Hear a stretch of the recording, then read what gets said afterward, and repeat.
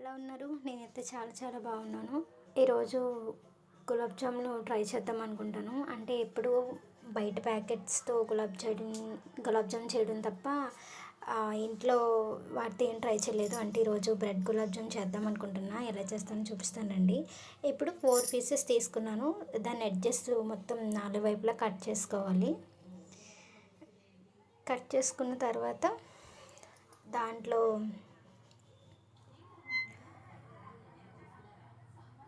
కొంచెం పాలు పోసుకొని మిల్క్ వేసుకొని మొత్తం అది మెత్తగా పేస్ట్ లాగా కలుపుకోవాలన్నమాట.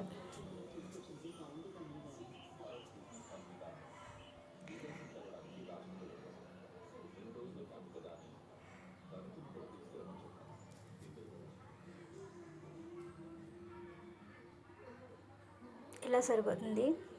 అంటే నాకు కొంచెం పాలు ఎక్కువైనాయి, ఎలా వస్తాయి ఏంటో అనుకున్నాను, కానీ బాగానే వచ్చింది.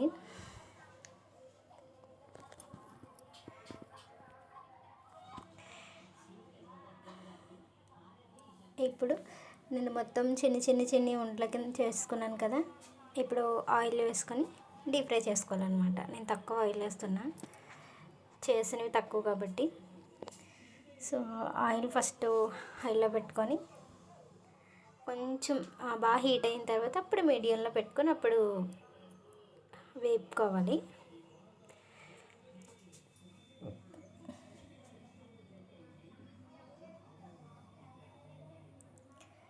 ఇప్పుడు షుగర్ సిరప్ అనమాట. వాటర్ వేసి అందులో 2 స్పూన్స్ పంచదార వేసాను. 2 స్పూన్స్ కూడా కాదు, 1 స్పూన్ వేసి 1.5 వేసాను అనమాట. తక్కువ కదా. వేసి అవి బాగా మరిగించాలి, కలుపుతూ ఉండాలన్నమాట. ఇప్పుడు ఆయిల్ మగ్గిన తర్వాత ఒక్కొక్కటి దాంట్లో వేస్తున్నాను. నాకేంటో బజ్జీలు వేసిన ఫీలింగ్ వచ్చింది, ఫస్ట్ టైం కదా. సో ఓకే, పర్లేదు. నేను కూడా కొత్త వంటకాలు బాగానే ట్రై చేస్తున్నా.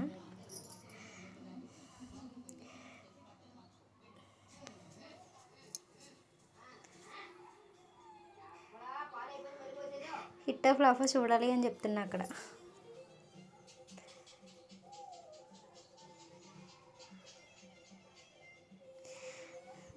వేపుకుంటే ఇలా ఈ కలర్లో వస్తాయి అన్నమాట. అమ్మయ్య, ఫస్ట్ చెప్పాల్సింది ఏంటంటే ఎలా వస్తాయో ఏంటో అనుకున్నాను, కానీ బాగానే వచ్చాయి. లాస్ట్ మన షుగర్ సిరప్లో యాలకులు తీసుకున్నాను. ఒక 3 యాలకులు తీసుకొని అందులో వేసి మళ్ళీ ఒకసారి కలిపేసా. ఇప్పుడు బాగా అయిపోయినాయి కదా, ఫ్రై అయినాయి కదా. ఇప్పుడు ఈ ఒక్కొక్కటి అందులో వేసుకోవడమే వేడిగా ఉన్నప్పుడే.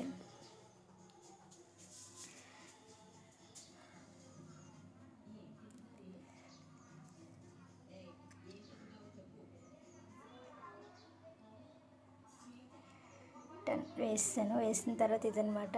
ఇవి 3-4 అవర్స్ అయితే చాలా చాలా టేస్ట్గా ఉంటాయి అన్నమాట.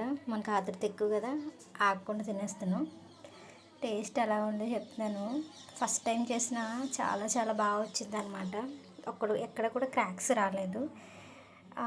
ఇంకా కొంచెం పిండి ఎక్కువగా ఉండి కొంచెం ఎక్కువ సైజ్ చేస్తే ఇంకా బాగా వచ్చును. Anyway, thanks for watching. ఇక్కడ వరకు చూసినందుకు.